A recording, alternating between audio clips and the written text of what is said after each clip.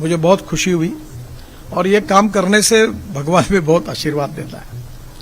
गुरुजी 2004 में मेरा एक्सीडेंट हुआ था। उस समय मैं महाराष्ट्र में लीडर ऑफ अपोजिशन था और पुलिस प्रोटेक्शन में 10-12 गाड़ियों के साथ सायरन बजाते हुए मैं ट्रक के नीचे मेरी गाड़ी चली गई क्योंकि ड्राइवर को कैटरेक्ट था। तो जब मैं गाड़ी पूरी ऐसी अवस्था में थी कि कोई देखने के बाद बोलता था कि कोई बच ही नहीं सकता, पर मैं उसमें बचा। तो लोगों ने मुझे पूछा ये आश्चर्य है, ये कैसा हुआ? तो मेरी पत्नी, मेरा बेटे, लड़की सब थे, हम सब बच गए। तो मैंने कहा कि मैं 1980 से हार्ट के ऑपरेशन निःशुल्क करने का काम करता हूँ। अभी 25,000 से ज़्यादा ऑपरेशन करने का मुझे सौभाग्य मिला। तो जो लोगों का ऑपरेशन होता था वो मेरे घर पे आते थे, उनके आंखों में आंसू होते थे, मुझे आशीर्वाद देकर जाते थे। तो मैं मानता हूँ कि उन्हीं की दुआओं के कारण मुझे फिर से नया जीवन मिला और इसलिए ये काम करने में समाज में काफ़ी लोग आगे आ रहे हैं। विशेष रूप से रिलीजियस कामों के साथ जो हमारे ट्रस्ट है, संस्थाएं हैं, वो एजुकेशन और हेल्थ सर्विसेज में आगे आ रहे हैं। ये बहुत अच्छा इंडिकेशन है। एक तरफ हमारे जीवन को हम बदले संस्कारों के आधार पर, स्पिरिचुअल साइंस के आधार पर, गुरुजी यहाँ है उनके मार्गदर्शन में, और दूसरी ओर हमारा सामाजिक दायित्व, social consciousness, social awareness and social responsibility इतनी ही जिम्मेदार है। मैं बहुत बार हमारे घर पर मैंने संस्कृत का गीत लिख के रखा है जो मेरे चेयर के सामने रहता है। मनसा सततम स्मरणीयम, वचसा सततम वदनीयम, लोकहितम मम करणीयम। कि मैं हर बार ये याद रखूंगा कि मैं अपना तो सभी देखते हैं और देखना भी चाहिए, पर उसके साथ जो शोषित है, पीड़ित है, दलित है, सामाजिक, आर्थिक, शैक्षणिक दृष्टि से पिछड़े हुए हैं, उन लोगों के जीवन में बदलाव लाने के लिए मैं क्या कर सकता हूँ।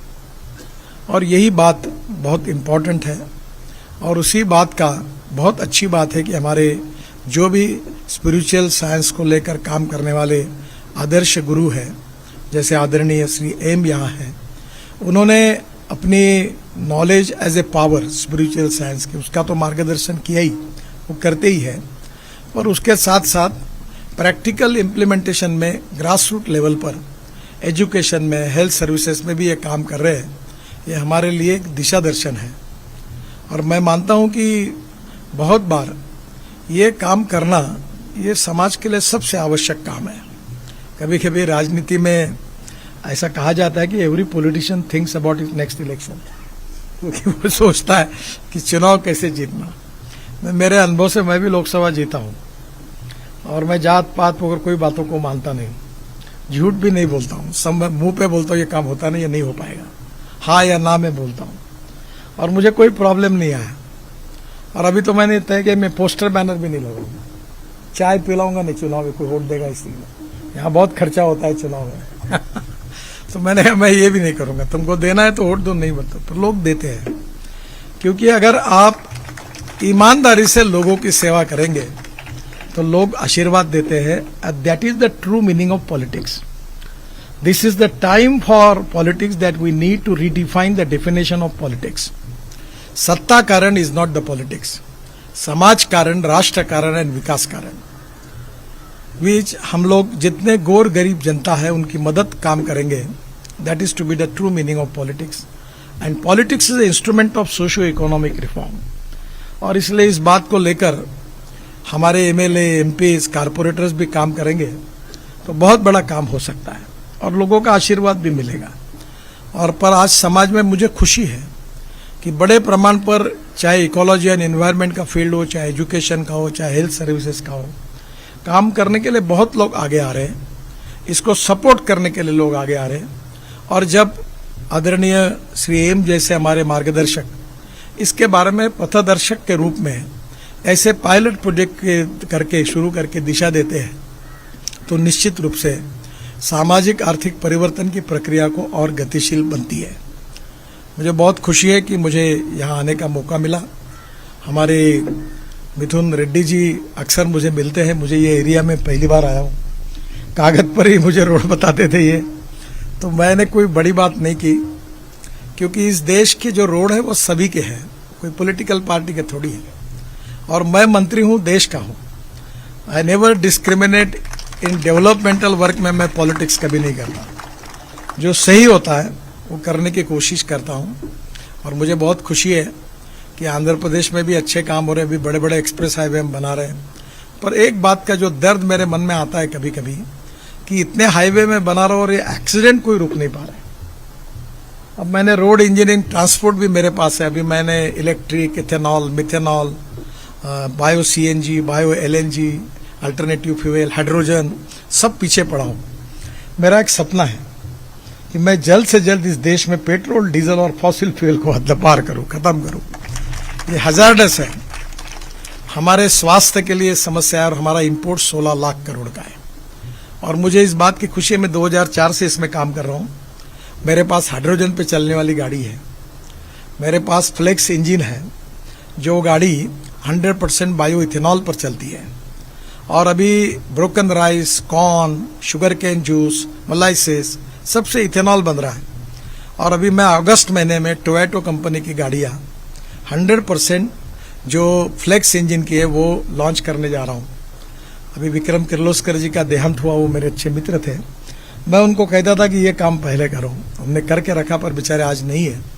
तो वैसे सुजुकी भी कर रही है, हमारे टू व्हीलर में बजाज, टीवीएस, हीरो ने भी किया है कि अब पेट्रोल के बजाय 100% बायो इथेनॉल यूज होगा। तो मैंने कहा था कि ये इसका इथेनॉल का रेट 60 रुपये और पेट्रोल का 120 रुपये है। और ये जो गाड़ी है कैमरी करके या उनकी जो अभी इनोवा है, तो वो 40% इलेक्ट्रिसिटी जनरेट करती है। और 100% पेट्रोल के बजाय अगर 100% इथेनॉल आएगा तो 120 रुपये के पेट्रोल के बजाय 60 रुपये का इथेनॉल होगा।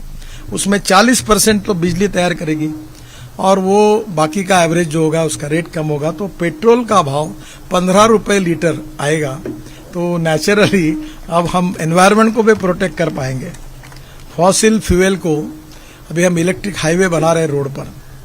कल मैंने एक इलेक्ट्रिक बस का लॉन्चिंग किया, तो मैंने कहा तुम एक काम करो, केबल पे ऊपर हम 3-3 बसेस जोड़कर गाड़ियाँ छोड़ेंगे एयर कंडीशन, और टिकट रेट 30% कम कर देंगे। तो लोग अपना पब्लिक ट्रांसपोर्ट को यूज़ करेंगे। और वो अगर इलेक्ट्रिक पर होगा तो निश्चित रूप से मुझे विश्वास है कि हमारे देश में प्रदूषण में कमी आएगी। हमारा किसान जो है वो, मैं इस पर लगातार काम करता हूँ, diversification of agriculture towards energy and power sector, और आज उसमें काफ़ी सफलता मिली है। मुझे बहुत खुशी है कि इकोलॉजी एंड इन्वायरमेंट, इसके साथ साथ रोड सेफ्टी, वाटर कंजर्वेशन और शिक्षा और स्वास्थ्य के क्षेत्र में सामाजिक दायित्व के भाव से सेवा करना, मैं आदरणीय श्री एम हमारे गुरु जी को बहुत बहुत धन्यवाद देता हूँ। उनका मार्गदर्शन, ऐसा अनेक कार्य करने की प्रेरणा हमको सबको मिलेगी। और मुझे इस कार्यक्रम में आने का यही इंटरेस्ट था कि उनका आशीर्वाद मुझे मिलेगा। मैं ये जरूर है कि मिथुन जी ने मुझे बहुत बार बुलाया पर मैं आ नहीं पाया। बहुत से हाईवे ऐसे कि मैं इनॉग्रेशन भी नहीं कर पाया और भूमि पूजन भी नहीं कर पाया। अब इतने बंद रहे कि मैं कहाँ जाऊँ, ये मेरे लिए भी समस्या है। पर आज इस बहाने मुझे आने का मौका मिला, एक क्षेत्र की जानकारी भी मिली और गुरु का आशीर्वाद भी मिला। और इसलिए मैं इस हॉस्पिटल के भविष्य की, अच्छे भविष्य की कामना करता हूँ। और निश्चित रूप से ये बहुत अच्छा आगे बढ़ता रहेगा, इसी विश्वास के साथ श्री एम गुरु जी को हाथ जोड़कर अभिवादन करते हुए मैं अपनी बात को समाप्त करता हूँ। धन्यवाद।